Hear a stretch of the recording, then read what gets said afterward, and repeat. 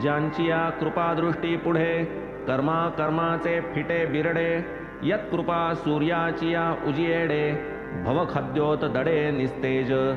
जगाची पापे भागीरथी धूते, तेणे ती स्वये मलयुक्त होते। साचला निजमल निरसावया ते, साधूंचे इच्छिते चरणरज।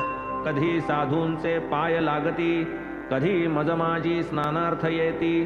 त्यावीण निज पापाची निर्गती, नव्हे हे निश्चिती जाणेती। ऐसिया साधूंचा मुकुटमणी, समर्थ साई यांची ही वाणी। जाणून अत्यादरे भाविक सज्जनी, आकर्णिजे पावनी ही कथा।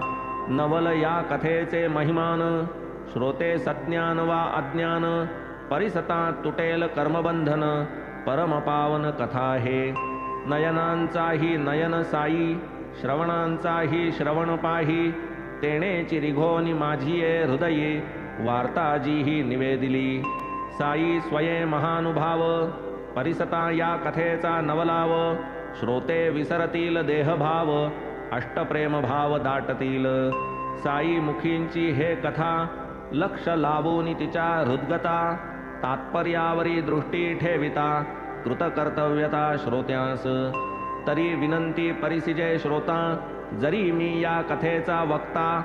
मीही तुम्हा सारिखाच रिता, न घेता मथितार्था येथील।